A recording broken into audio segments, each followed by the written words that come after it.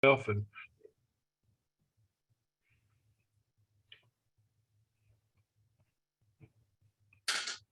Thanks, Steve. My name's Chuck Beinhauer. I'm an alcoholic, sober by the grace of God and with the help of Alcoholics Anonymous since August the 9th, 1989. This morning, I asked God what he wanted me to do. And he said to tell people that he loves us and he cares about us. And if we ask him for help, he'll help us. So when I got to Alcoholics Anonymous, I was restless, irritable, and discontented. I was filled with terror, frustration, bewilderment, and despair.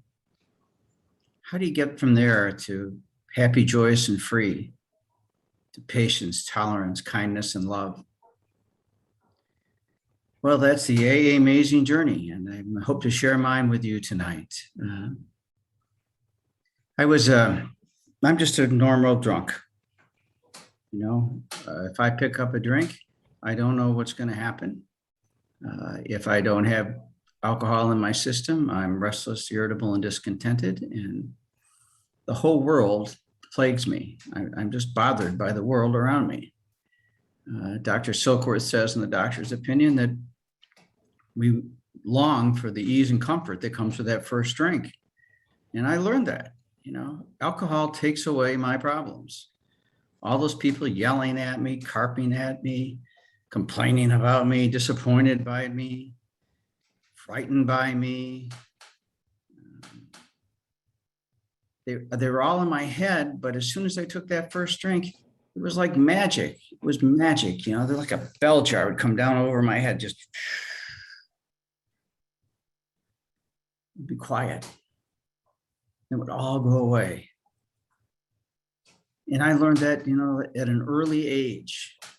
My first drinking that I recall, I think I had some as a child at some incidents at family weddings and stuff where people gave me alcohol. But the first real encounter with booze, I was in the 7th grade. I was going to go to a dance, and I'm not very tall now, but I was really short then. I was probably about 4'10" or 4'11", and this friend of mine says, "Hey, I've got some beer. You want to have some beer?" So I grew up in the country in Western New York, and we go up behind the American Legion Hall where they're holding the dance, and go up there in the woods, and I drink the beer and I get drunk. I didn't know I was drunk. I just felt great. And we were going back to go into the dance hall, and there's this little hill, and I trip and stumble on that. And I just think it's hilarious. And I get up and I got grass stains on me and stuff. And I don't know, I don't let that bother me, So I go up to the door to go into the dance. And like this, there's a miracle that occurs.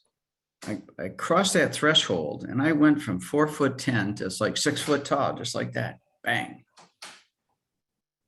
And I go out on the dance floor, and I start shaking it. This is the beginning of the Beatles era and the Rolling Stones, Dave Clark 5.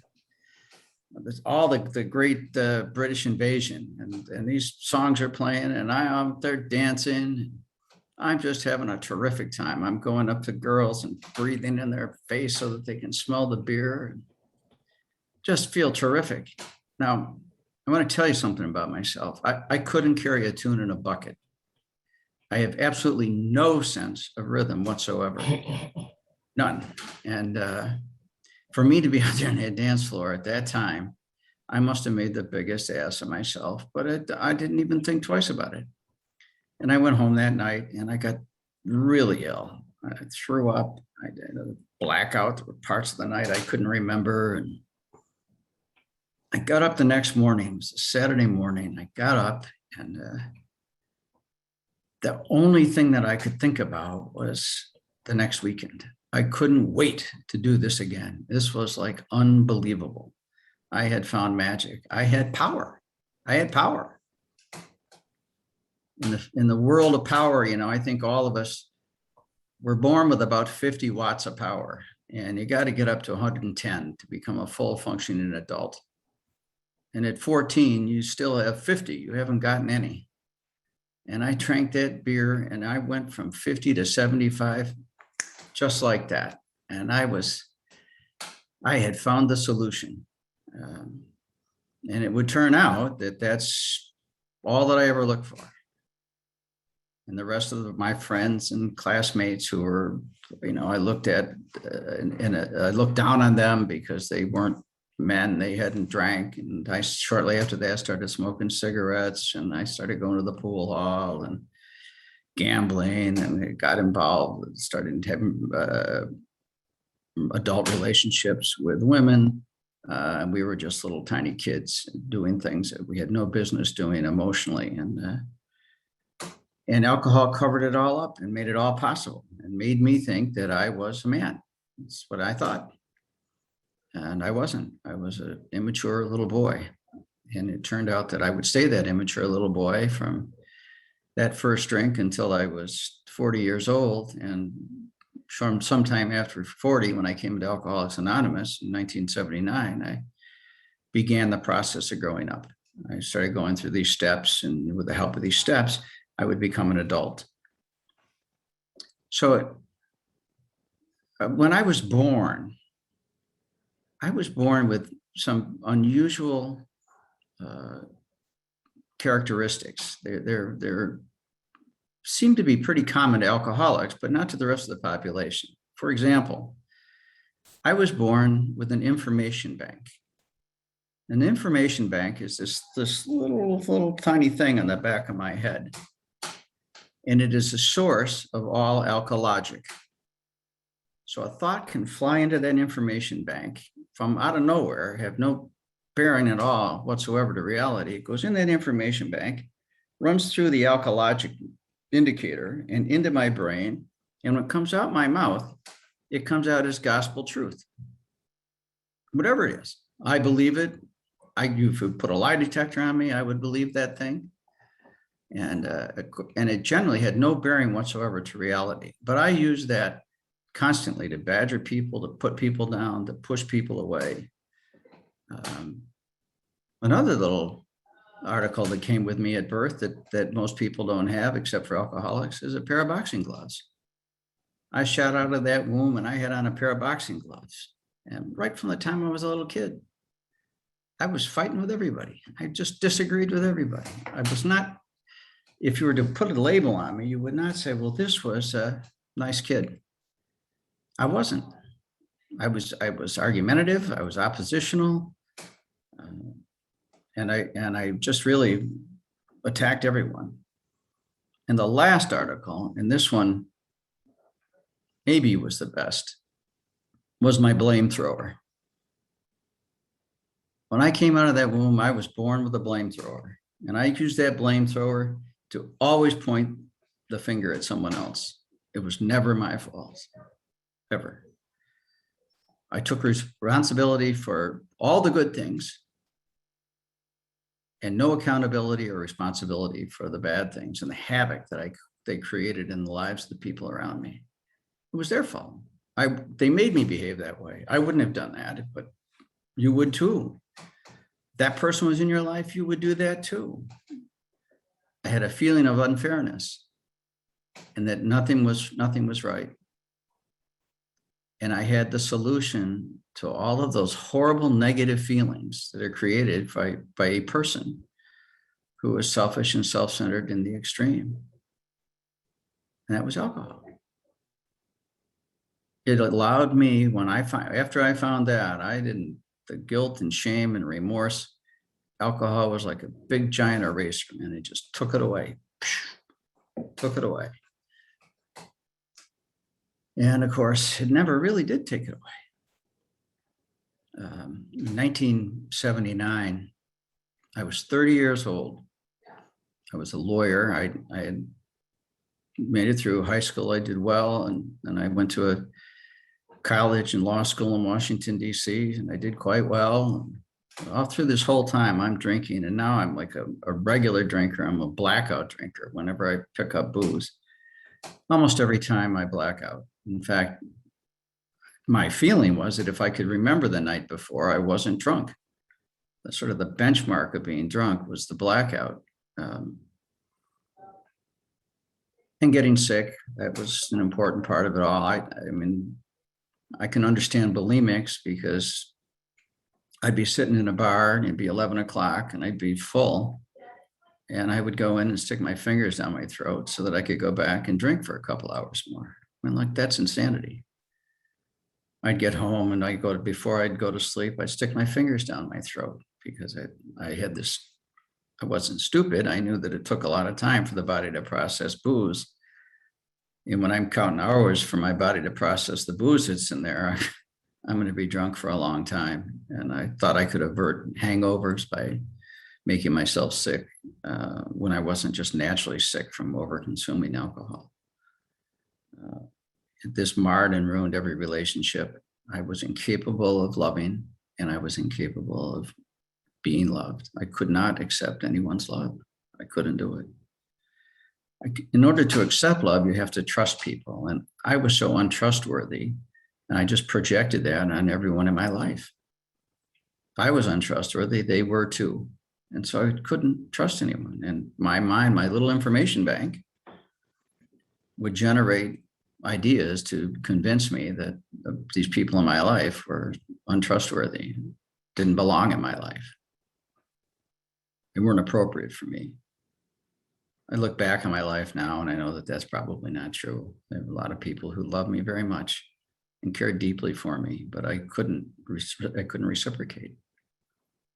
And by not being able to reciprocate, I couldn't accept their love.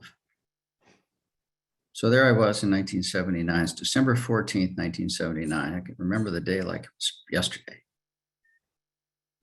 And a column, I was a partner in this law firm, and we called them all in, and there's 17 lawyers and a number of employees, 35 people altogether were in there. And I tell them that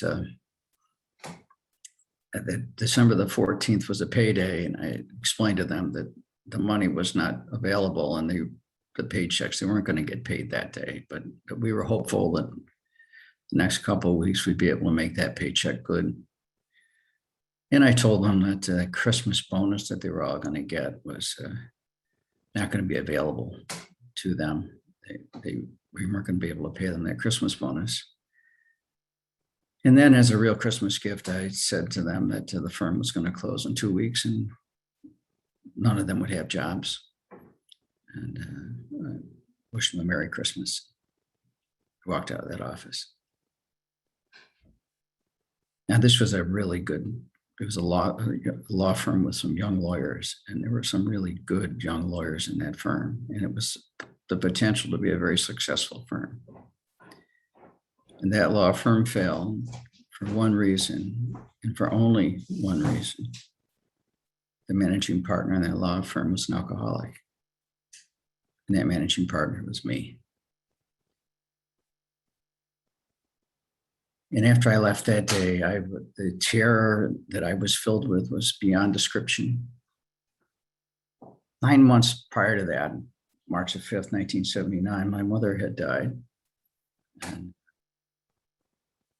she died very unexpectedly. She was 59 years old. No indication, thought that this was going to occur. And I got the news, and when I did, I happened to be in the middle of a real run. It was the Big East tournament, and this was early on before it became the NCAA tournament that it is now, but it was pretty important.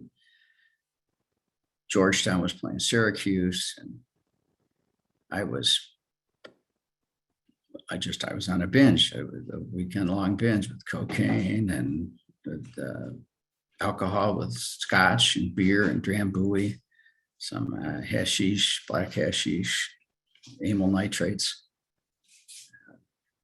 And I run right through the weekend, and now it's Monday, and that Monday night I get this call that my mother's very ill, likely will not survive for another day.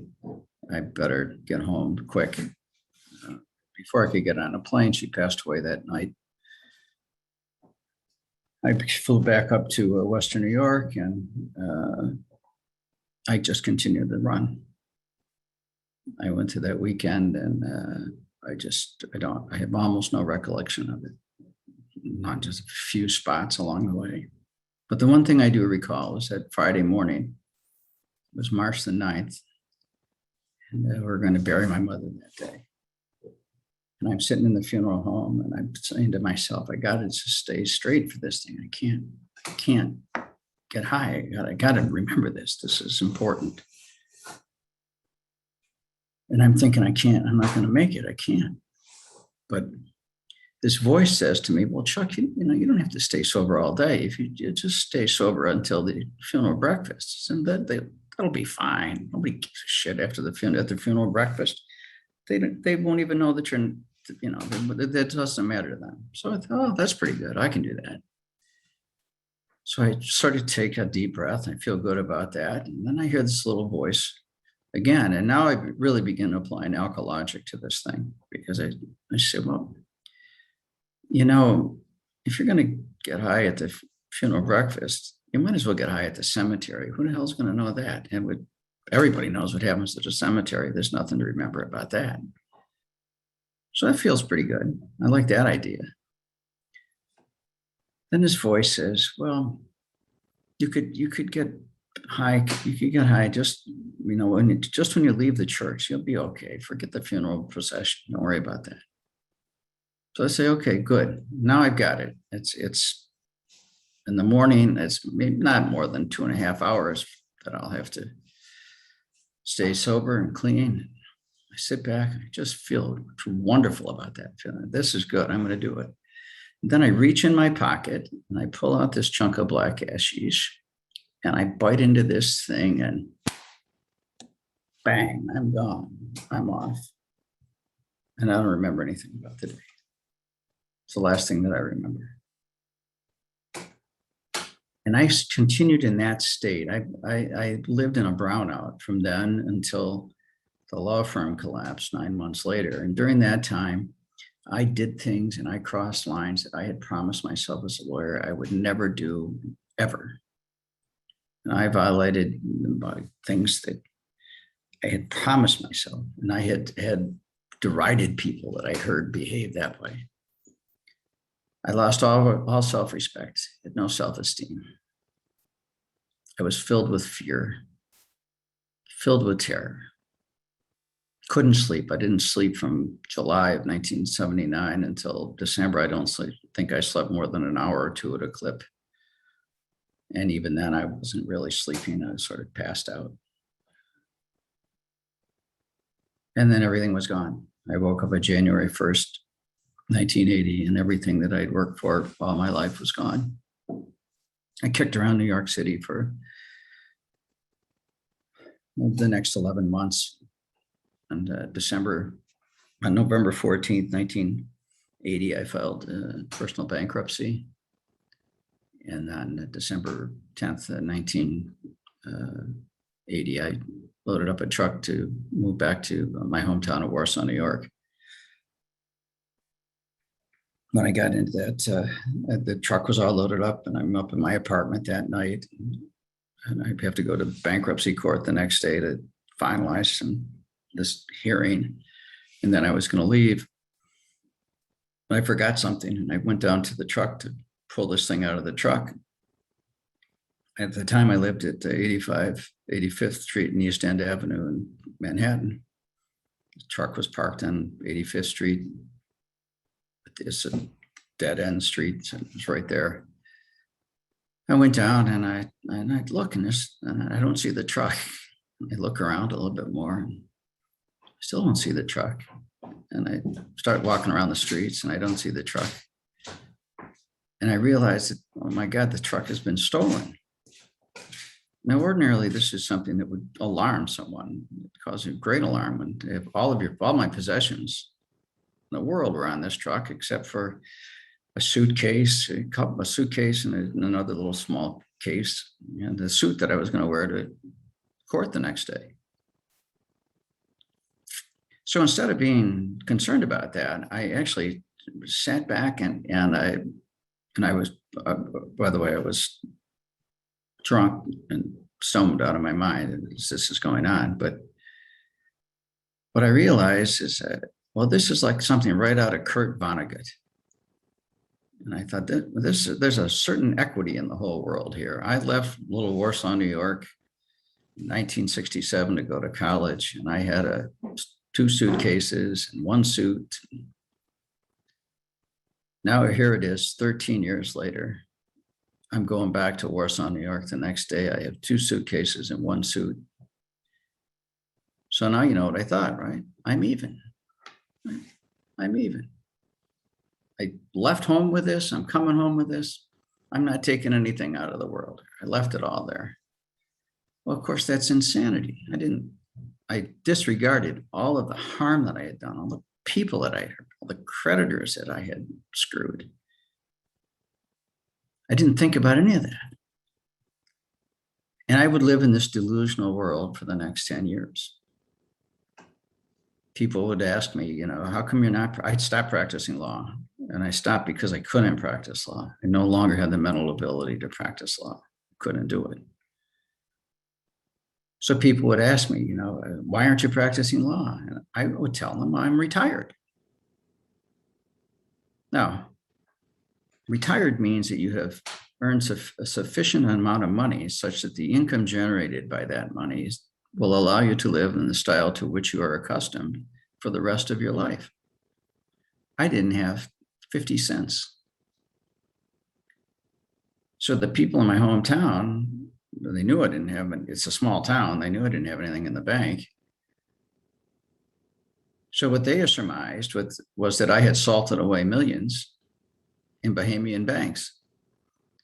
And I let them believe that. I never, you know, I didn't dispel that thought. And I didn't say that they were right, but I didn't say that they were wrong either. And I knew what they were thinking. If any of you are in that pickle where you are unable to work and you don't have any money and you don't know how to keep people off your back, this is what I learned. Just tell them you're writing a novel. People, like, they back right off. As soon as you tell them you're writing a novel, man, they back right off. They give you plenty of room. And so that's how I lived. And after a couple of years, I met a woman, and we got married, moved to Buffalo, New York. And it was a disaster. I began substitute teaching at the local schools because I had no source of income, and I was afraid to practice law. And any money I got, I spent on booze. That's what I did with my money. So eventually that marriage would fail. We were married about 6 years, and that failed. And it was at the end of that marriage, I was really trying to stop drinking. I couldn't. Went to my first AA meeting in May or June of 1988. My sober date is August 9th, 1989. So it took me 13 or 14 months of going to AA. At that same time, I was in group alcohol psychotherapy, like alcohol psychotherapy and regular psychotherapy. And none of those therapies were able to help me stop drinking. So I fit the model. You know, the book says if you find that you are unable to stop drinking by other means, we have a way which will work for you. And so I got to AA. I got here by my therapist. At the end of every session, I would ask him, what is it that I could do to stop? And I would spend most of my therapy session trying to establish why it was my wife, who also had a drinking problem, but why it was her fault. And that when I would ask him, what could I do? What I wanted him to say was, well, divorce her. But instead, every week he would say, well, you know, maybe you could try Alcoholics Anonymous. Or why don't you try going to AA? And I would walk out of there shaking my head thinking, this guy's just not hearing me. Like, I'm laying out this really good case for my wife being the problem, and he keeps pointing me to Alcoholics Anonymous. So I did go, and that first meeting I went to in 1988, I left there and I felt something special. I felt the magic, but it wasn't enough to keep me going back. And I would come into AA, I would drink, things would get bad, and I come back to AA and I drink. Then on August the 9th, 1989, I was in a group alcohol therapy session, and I turned on this new member of the group, and I attacked him with all the viciousness that a lawyer's sharp tongue can attack someone. And I terrified the man. And I didn't know him at all. And he got up and he ran out of that thing. And I heard him screaming back at me, and I heard that door close. And I sat there and just thought, what kind of a monster have I become? What have I done? What have I done? And a member of the group said that there was an AA meeting starting. It was going to start in a half hour. Would I like to go to the meeting? If so, just jump in my car and I'll follow, and I'll meet them there. So I went to the meeting, and that night my sponsor sat at the table. I left, and it was like a miracle. I mean, it was that I had names on matchbook covers. In those days you could smoke. I couldn't see when I left the meeting, not because of the tears, but because the smoke was so thick in this low ceiling room that nobody could see when you left the place. And I went back to my apartment, and I started crying. Beginning that night, I started going to AA meetings,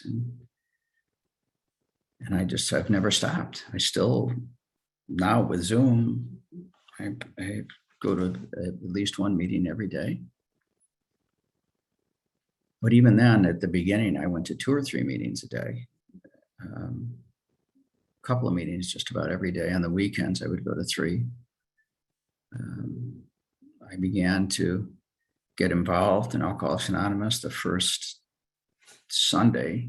After that Wednesday, it was the North Buffalo group, and they had their business meeting. And I joined the group that night, and I was given the business position, service position of greeter.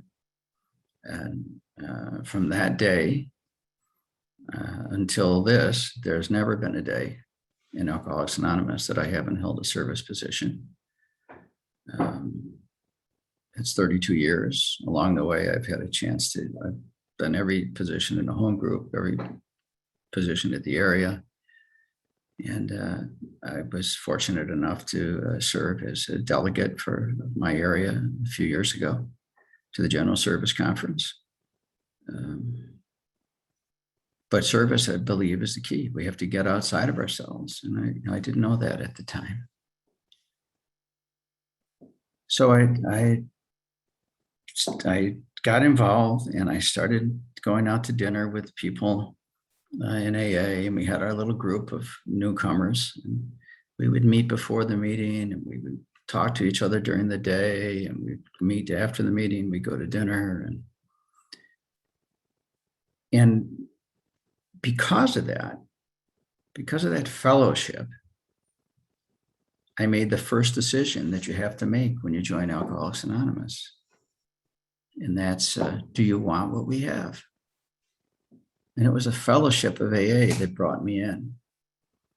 We have 3 ships in Alcoholics Anonymous. The first is fellowship. And that's what got me to make that decision. And that's why in our home groups, it's so important that we're not bickering and fighting, but as newcomers come in, they need to see the joy and the freedom that we get in Alcoholics Anonymous. And it's incumbent on us to give them a place, an atmosphere where they can go and decide, make that first decision. Do you want what we have? And then after a while, I made the second decision, which is, are you willing to go to any length to get it? And when I made that decision, and I didn't realize it, that's when it was, but it happened when I asked my sponsor to be my sponsor. Sponsorship is the second ship in Alcoholics Anonymous. And that sponsor guided me through the steps. He took me through the steps. He showed me the way. And And so every human being has a desire to be seen, to be heard, and to be connected. And that fellowship filled that sense, that need to be seen, and the sponsorship filled the need to be heard, to be known. I revealed myself to my sponsor because he revealed himself to me. He shared his experience with each of these steps. And I saw that I wasn't so different. And he talked to me about his pain, about his fear, and how that had changed for him as a result of going to Alcoholics Anonymous and being involved in the program of Alcoholics Anonymous. And I did these steps. And as a result of these steps, I had a spiritual awakening. I was connected to the higher power. And as a result of that connection, I was able to look at the world differently. The process began in that fourth step where it says, we're now prepared to look at the world from an entirely different angle. And it's to look at the world from an angle not of self-centeredness, but rather of other-centeredness. To see that in the center is this power, this loving force. And it was that process, these steps, that created the third ship in Alcoholics Anonymous, relationship. And I got a relationship with my higher power. And through that, I gave a relationship with other people in Alcoholics Anonymous. And it's been an amazing run once that occurred. So I admitted I was powerless over alcohol in the first step, that my life had become unmanageable. But it wasn't unmanageable because I drank. My life was unmanageable because of the way I think. I was 40 years old and I still thought like a 15-year-old. I had no unity of thought, word, and deed. I thought one thing, I said another, and I did a third. And anyone who's had a 16-year-old child will know what I'm talking about, because if you're an adult and you're trying to connect with a 16-year-old child, you can't talk to them. Because no matter what you say, they've got a way to squirm around it. If you're talking to them about what they did, they're telling you about what they thought. If they're describing their thoughts and you don't like what they say, then they'll tell you they did something else. They have no connection. But when there's a unity of thought, word, and deed, when we think, say, and do the same thing, what happens is we are aligned with the power. And that power says one thing, I think, always. If you listen quietly, if you get into the prayer and meditation, you get into the stillness, what you hear is a higher power saying, you are my beloved. How can I help you? The higher power always thinks of us and how we can be helped, what it can do to help us. Bill says on the top of page 20, our very lives as ex-problem drinkers depends upon the constant thought of others and what we can do to help meet their needs. So if I go into a situation today and I have a unity of thought, word, and deed, my concern is not about me, but about the other person. What can I do to help that person? So I know today when I'm off the beam because I don't ask that question. I know when I shift from the AA program, practicing AA, and I start practicing Chuck A. Because with Chuck A, I go back to that default way of thinking that I grew up, which is I'm a victim. And I think that way because my nature is selfish, to be selfish and self-centered. My life was unmanageable because of the way I thought. And I used alcohol to take away the effects, or what I thought were the effects of that thinking. I became restless, irritable, and discontented, and alcohol seemed to take that all away. It seemed to. Now, of course, it didn't. As Stephen Todd always says, there ain't nothing bad in my life going on that a drink can't make worse. It won't make worse, right? So that's what I need to remember. And so It's the way I think that's the problem. And I'm not making that up. Bill says it in the book. The problem we think is in our mind. He says in the third step on page 62, our problems we think are of our own making. I create the problems because I'm unable to see the world as it truly is. So I can finally admit that I'm powerless over alcohol and that my life had become unmanageable. And then I came to believe that there was some power that would restore me to sanity. And that it's important. It doesn't, we don't believe in something, but we come to believe that.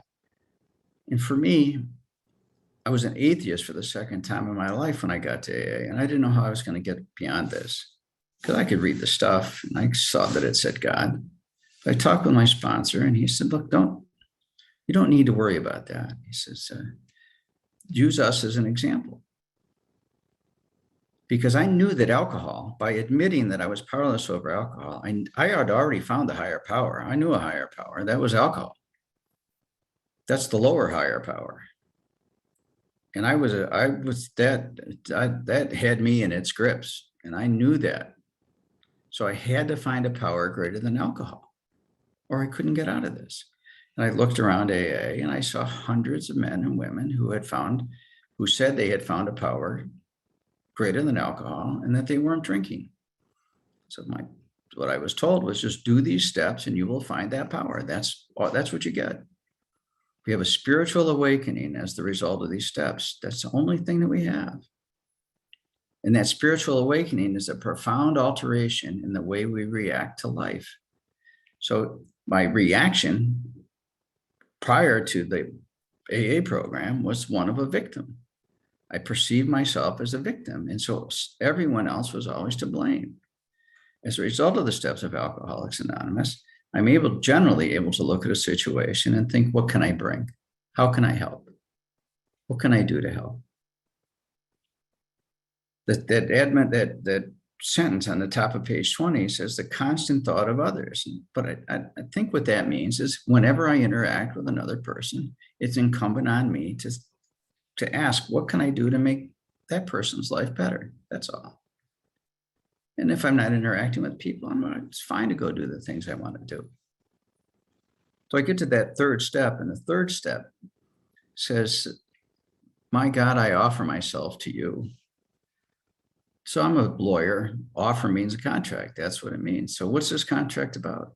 So I offer myself to you to build with me and do with me as thou wilt. I've thought about that for a long time. And this is what that means to me. This is a program about not drinking. That's what we're doing here at AA. It's about not drinking.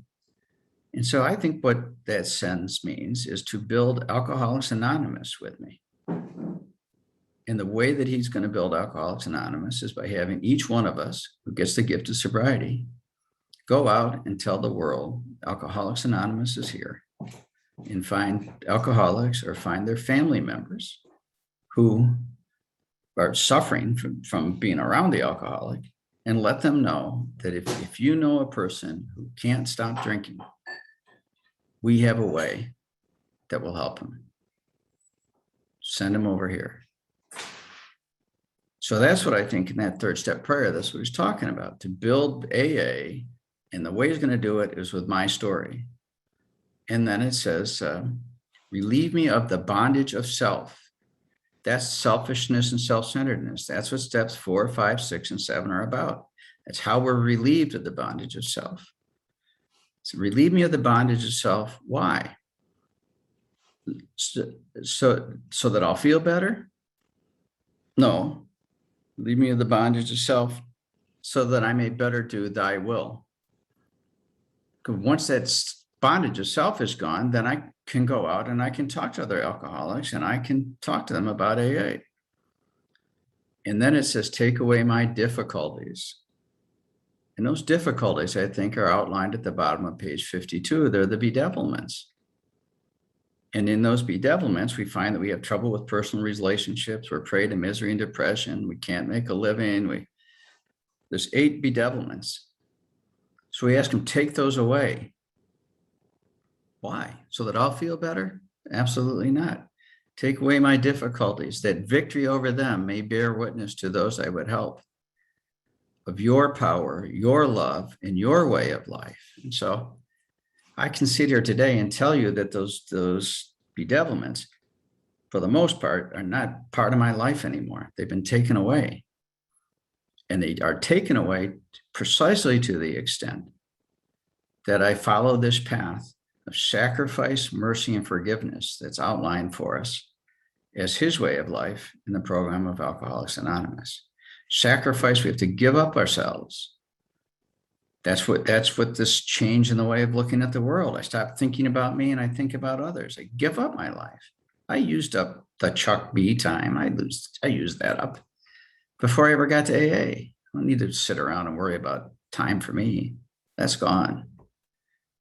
And that it's his power, his love. His love is the thinking of others rather than thinking of self. I'm not narcissistic. When I think about love, I think about what am I going to get? His love is how can I help you? What can I bring? And his way of life is one of sacrifice and forgiveness. And so the final part of that third step says, may I do thy will always. And every day I get up and the first thing I ask is, what can I do for Alcoholics Anonymous? God's sure, I'm sure he has lots of wills for lots of people, but I'm a drunk. What he wants me to do is help other drunks. He doesn't care where I work. He doesn't care what the hell I put on. He doesn't care about any of that stuff. I don't think it doesn't matter.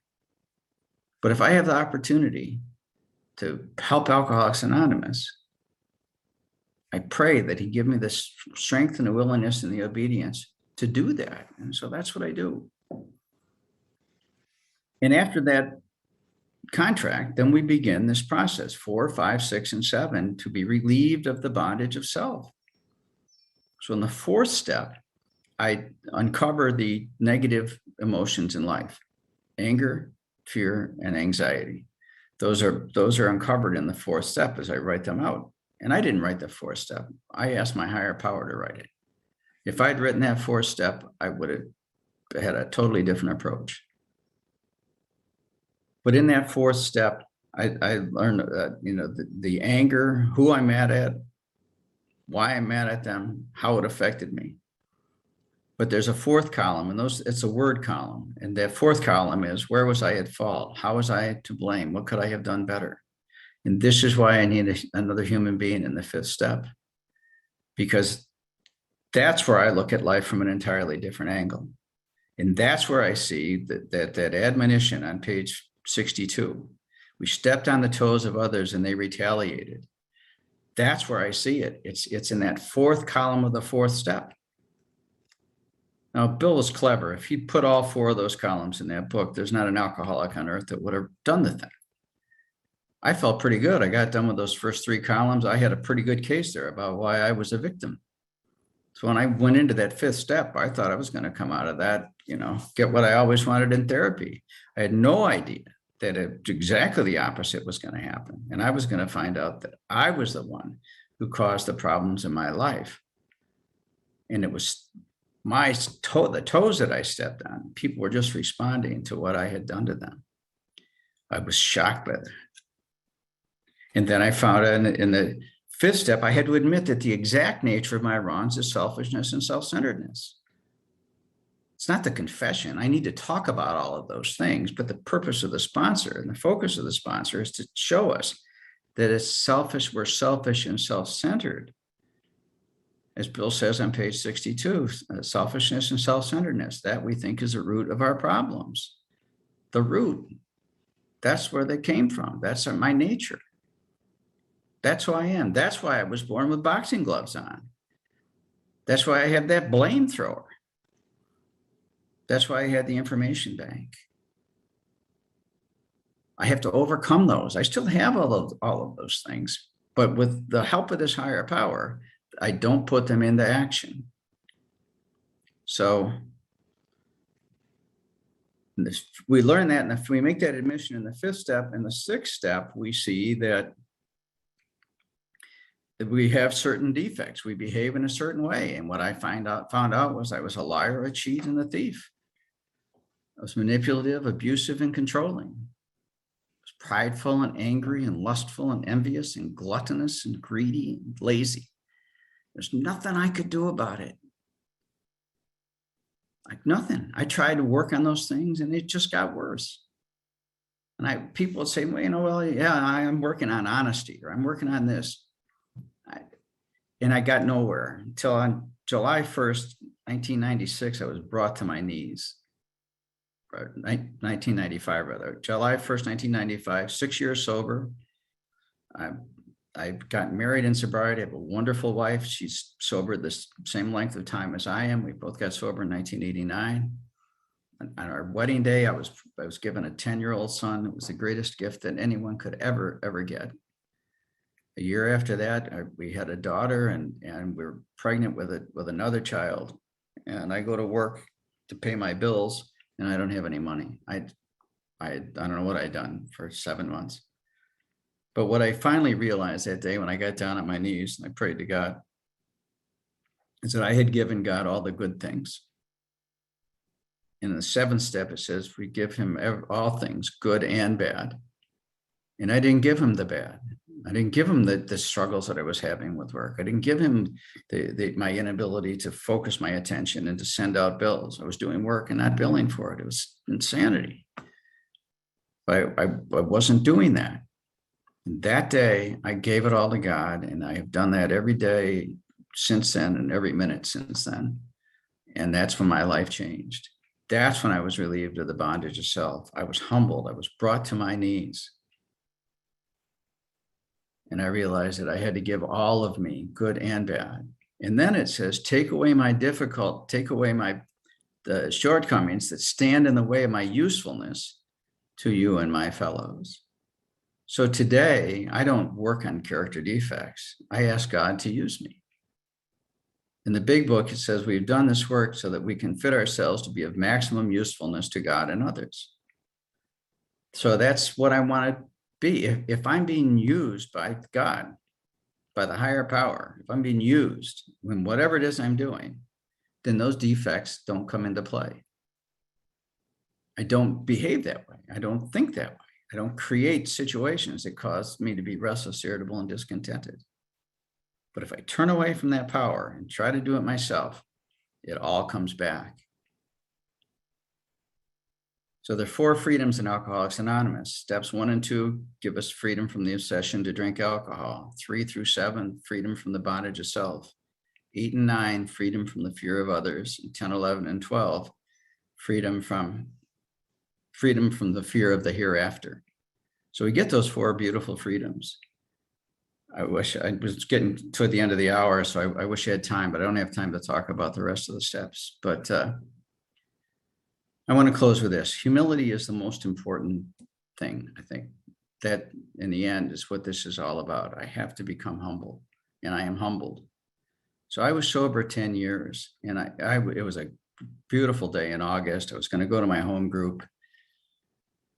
I'd gotten calls from people I had never known before, and friends that I had made. I got cards, and I was going to get this pin. It just felt wonderful. And I sit down to have dinner that night with my wife and my daughters. Our son he was a senior in high school then. He was working that night.